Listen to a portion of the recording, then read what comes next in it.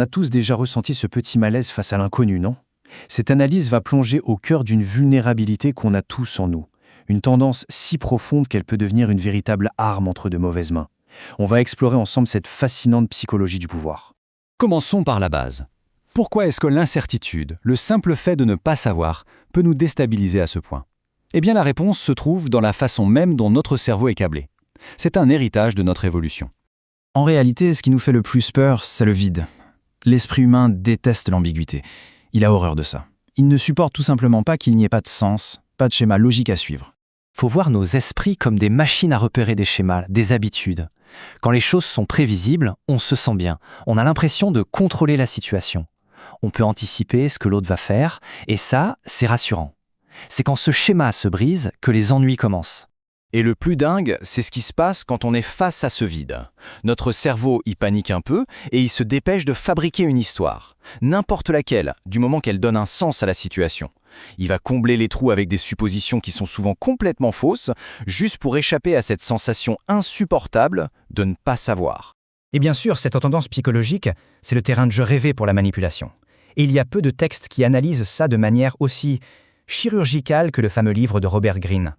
Attention, ce livre, ce n'est pas un guide de bonne conduite, c'est plutôt un examen clinique des mécanismes du pouvoir. Il décortique comment ceux qui ont compris notre haine de l'incertitude peuvent s'en servir contre nous. L'idée de départ du livre, elle est assez dérangeante. La tromperie serait en fait essentielle à toute relation sociale. Du coup, les tactiques qu'on va voir ne sont pas jugées d'un point de vue moral, elles sont juste présentées comme des outils, des facettes de la nature humaine, aussi avancées que troublantes. Bon alors, comment on fait pour exploiter ce besoin quasi animal de certitude? La première méthode, c'est de créer un véritable brouillard mental. On utilise l'imprévisibilité et le silence pour forcer l'esprit de l'autre à se perdre dans ses propres théories. Cette loi, c'est une arme psychologique, ni plus ni moins. En devenant totalement imprévisible, on ne fait pas que surprendre l'adversaire, non, on va bien plus loin, on court-circuite sa capacité à réfléchir, à planifier. On le laisse paralysé par le doute. Donc, ce qu'il faut bien piger, c'est que ce n'est pas du tout un comportement aléatoire. C'est une stratégie, c'est calculé. Le but, c'est de faire bugger l'esprit d'analyse de l'autre, de le laisser remplir les vides avec ses propres peurs, avec les pires scénarios possibles. L'exemple est parfait pour comprendre. Foreman était certain d'une chose, il avait un schéma en tête. Et quand Ali a tout cassé, le cerveau de Foreman n'a pas pu suivre. Il n'a pas pu se recalibrer assez vite. Il s'est épuisé mentalement à essayer de comprendre ce qui se passait, exactement ce que la loi décrit. Le silence, c'est une autre façon de créer un vide. Imaginez une négociation, ou même une simple discussion. Si on laisse un long blanc, ça crée un malaise terrible. L'autre personne se sentira obligée de parler, juste pour combler ce vide. Et en faisant ça, elle va souvent révéler des informations précieuses qu'elle aurait mieux fait de garder pour elle. Allez, on passe à une autre tactique, encore plus subtile. Là, il ne s'agit plus seulement de créer le doute, mais carrément de construire une fausse réalité que la cible va accepter comme si elle était vraie.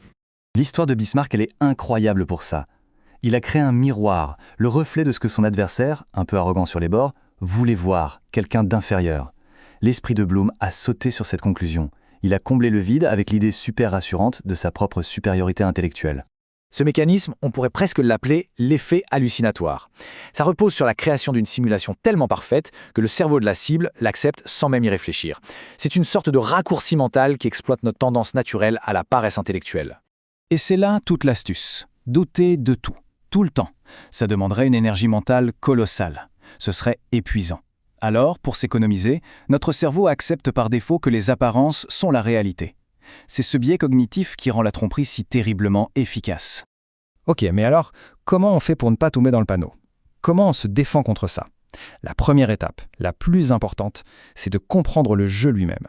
Voyons comment on peut construire sa défense. En fait, le truc le plus important à retenir, ce n'est pas d'apprendre à manipuler, non. C'est de reconnaître nos propres failles. Juste le fait de savoir que notre esprit va se précipiter pour combler les vides, ça nous permet de faire une pause, de résister à cette impulsion et d'analyser les choses plus froidement. Ça résume parfaitement la meilleure défense. Le vrai pouvoir, ce n'est pas de réagir impulsivement à l'incertitude, c'est la maîtrise de soi. C'est la capacité à tolérer le vide sans se sentir obligé de le remplir tout de suite avec la première explication qui passe. Au final, connaître ces lois, ce n'est pas une invitation à les utiliser. C'est plutôt comme avoir une carte pour s'orienter dans un monde social, parfois compliqué. Ça permet de voir clair dans les tentatives de manipulation, au lieu d'en être la victime sans même s'en rendre compte. Ce qui nous laisse avec une dernière question, et pas des moindres.